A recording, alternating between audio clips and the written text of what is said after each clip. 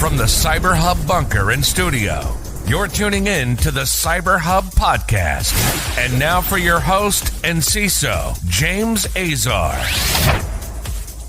Good morning, security gang. Welcome to another episode of the CyberHub Podcast. It's great to be with all y'all this Wednesday morning, December 18th, 2024. A packed show for all y'all today. So let's go ahead and get the ball rolling because there is a lot to talk about here today. But before we do that, being back in the studio is always amazing because I get my double espresso. So with all y'all this morning, I'd love to say coffee cup cheers. Let's get into the show. We'll start with healthcare software as a service company, Forasia. Forasia, I believe that's how they say it, is notifying over 910,000 people that their personal and health data were exposed in a May breach of its subsidiary ConnectonCall, which was acquired back in October of 2023. So ConnectonCall learned of an issue impacting their services, immediately began an investigation. This was back in May. Apparently a third party had access to their systems between February 16th and May 12th of 2024. And they were able to get to certain data within the application, including certain provider-patient communications.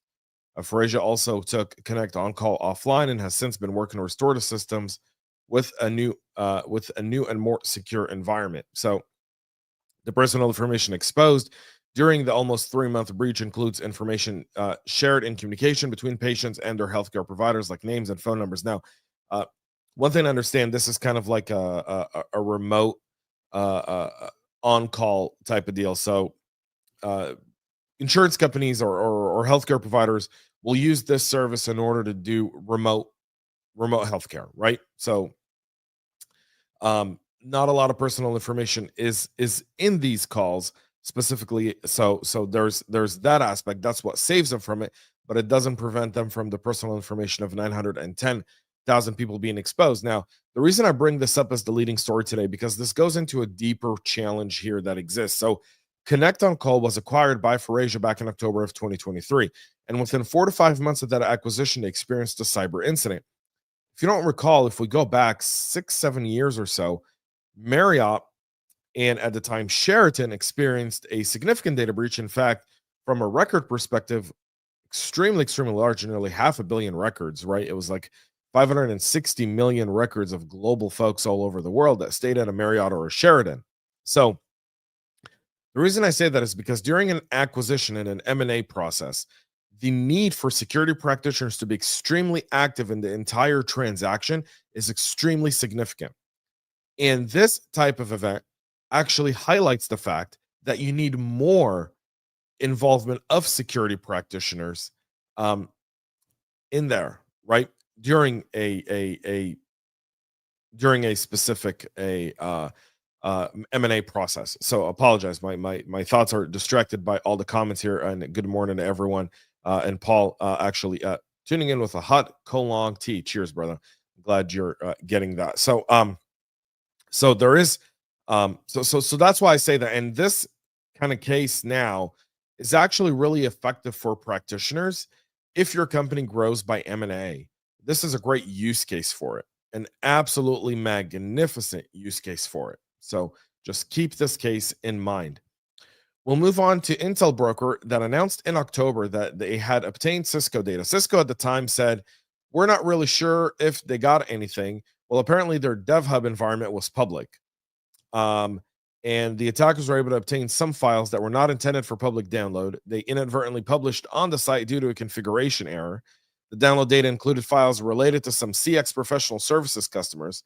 Cisco initially said it had no evidence that confidential information like PII or financial data was compromised, but have now removed that statement from the report, essentially indicating that, in fact, that data was compromised. So Intel Broker said on Monday that and made available on Monday 2.9 gigabytes worth of data that was obtained from the Cisco DevHub, claiming that some files pertain to Cisco's Catalyst, their iOS, their Identity Services Engine, which is a big one, their SASE, their Secure Access Service Edge, Umbrella, and WebEx products. If you're a Cisco shop, I'd pay close attention to this.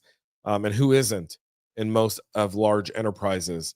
Most large enterprises are Cisco shops. The leaked data which was posted on breach forums, includes some JavaScript and Python and additional source code files, as well as certificates and library files. Cisco said on Tuesday that it's aware of the post, and the company believes the file reference are the ones previously identified during its investigation. They're now saying that this really doesn't have any access to their production or enterprise environment, and essentially what they're likely going to do here is just reset their dev environment and go back and redo all of this and just eat that loss as business interruption is what likely will be the scenario here. We move on to Meta. And Meta, the parent company of Facebook and Instagram, was fined $263 million or 251 million euros for violations, for GDPR violations that led to a data breach back in 2018. So going back 7 years, took him 7 years. God knows how many millions of dollars to do this, to reach a settlement of $263 million. Meta's video upload system allegedly failed, exposing user information contained in Facebook profiles that's belonging to the owners of those accounts. Their exposed data includes locations, religion, gender, posts on timelines, groups of which user was a member of, children's personal data, phone numbers, and email addresses, according to the Data Protection Commission. Now, yours truly here is a big data advocate, right? Like a big privacy advocate. I did a whole podcast back pre-COVID called Goodbye Privacy. If you haven't checked it out, you should. We did a whole bunch of deep dives in Goodbye Privacy. And it was on like Apple's like new and noteworthy for the entire season we did it. And we never really got to do another season due to a whole bunch of constraints. But however, is any of that information really private? Your location is available on your profile. Your religion is available on your profile, whether you want to make it public, yes or no, that's your discretion, but most people do. Your gender on there, posts on timelines on there, that's public information. Groups, public information. Children's personal data, I'd like to see more clarification on what they mean by that. Phone numbers and email addresses. How does that equate to $263 million in fines? I mean, that's just that, right? The ability of these data protection commissions to just swipe and fine a company hundreds of millions of dollars for data breach violation. Now, for Meta, this is a speck in the dust, but nonetheless, it's still significant to their European holdings. And so the fine, according to them, was levied for several reasons, because allegedly Meta failed to provide all the information it was supposed to in the original breach notification. They see Meta, they see a company that's making money. They see that, I mean, Ireland's in a huge deficit economically. They're in shambles. And so this could be another way to try and inject some money into the government's coffers in order to find those companies. And again, Facebook's paid a whole bunch of these fines over its history. This one, though, stings a little different. And Ireland is the lead regulator because Meta's European offices are based in Dublin due to its low tax rate. And so there's that there as well. Know the poison you pick. Know the poison you pick when you set up an an offshore entity. Russia's APT29 has been observed repurposing a legitimate red teaming attack methodology as part of a cyber attack that's leveraging a malicious RDP config file. The activity targeting government and armed forces, think tanks, academic researchers, and Ukrainian entities entails adopting a rogue RDP technique that was previously documented by our friends over at Black Hills Information Security back in 2022. A victim of the technique would give partial control of their machines to the attacker, potentially leading to data leakage and malware installation, according to researchers Feike, and I'm going to ruin your name, so I'm not even going to try to say it, but Hecubord and Stephen Hilt. The cybersecurity company is tracking the group under its own moniker, again, because everyone's got to have one. Earth Couche, stating that preparation for the campaign began back in August of this year. The RDP campaigns were also spotlighted by the Ukrainian CERT, Microsoft, AWS back in October. The method attack outlined by Black Hill entails the use of an open source project called PyRDP. So that's a Python-based monster in the middle tool and library in front of the actual adversarial controlled RDP server to minimize detection. Again, the Russians are epic at this. The one thing to keep in mind with Russia doing these types of attack is once they move from the Ukraine, and that's going to happen, probably within the next 60 to 90 days, where we're likely to see a cease of hostilities there and a shift, those tools will shift towards other Russian goals in the region. So you want to kind of keep those up. What I like to do is feed those into security operations, feed those into threat hunters, and let them kind of keep doing what they're doing and keep it kind of top of mind for them. Is one way to do that. A cyber espionage group known as Bitter was observed targeting defense organizations in Turkey using a novel malware family named Maya RAT. So Turkey, a little geopolitical lesson here for all of you viewers. Obviously, everyone's watching the scenes coming out of Syria, and there's two evils there. There was Assad. He is a war criminal. He gassed his own people, over 600,000 dead Syrians. They're finding, mass graves all over Syria of people who were killed by the Assad regime. And so, monster. Then the people that are there now, this El Julani gentleman, a former ISIS and Al Qaeda member, who has a long storied history. Now, everyone's trying to sell them off as moderates. They're not. Now, why do I say this? Turkey is behind this El Julani. They've actually been financing them. El Julani and his group were really on the Turkish border. And that's where they started their kind of takeover of Syria. That's where they really started their offensive against the regime, and just cities started falling, and it was a domino effect. 11 days, they essentially were able to kick Assad out and retake the country. Now, I believe actions speak louder than words, so I believe nothing these rebels say, and I will believe actions only as we see them. And Turkey's behind it, which now puts Turkey at the crosshairs of Iran and Russia. And that's something really, really important to understand from a geopolitical perspective. Russia and Iran had vested billions and billions of dollars, essentially keeping the regime of Assad in play from the 2011 Arab Spring to essentially a few weeks ago. Billions and billions of dollars went in there.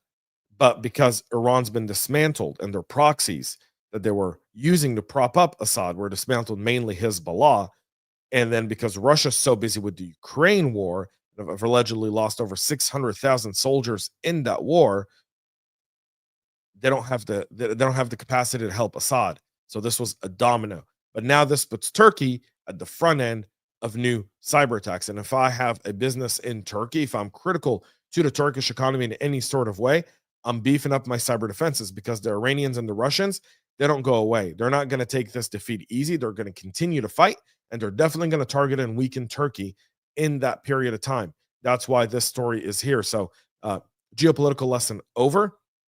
Cisco Talos is observing this Maya RAT used alongside a WMRAT malware.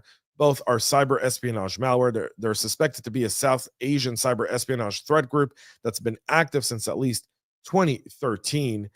Last year, there were several reports of these guys. So the attacks in Turkey started with an email containing a foreign investment project lure attaching an RAR archive. The archive contained a decoy PDF and a shortcut file disguised as a PDF, and alternate data streams embedded within the RAR file name, participation, and zone identifier.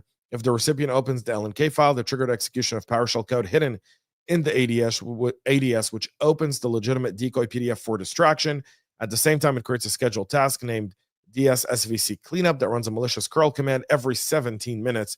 The command reaches a staging domain, jackinwoods.com, and awaits responses such as commands to download additional payloads, perform network reconnaissance, and steal data.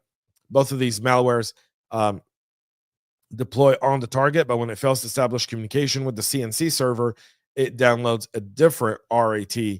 Both malware are in C++, and they're known for data exfiltration, remote control, screenshot capturing, command execution, and system monitoring capabilities. If you haven't subscribed to my Substack, please make sure to go do so right now. jamesazar.substack.com. You'll find all the latest there. By the way, we're transitioning all of our websites. Everything Substack will soon be just cyberhubpodcast.com with a redirect. So go check that out as well. Let's get into some critical vulnerabilities here. The Apache Struts 2 vulnerability, tracked as CVE 2024-53677, is being actively exploited with a proof of concept exploit to find vulnerable devices.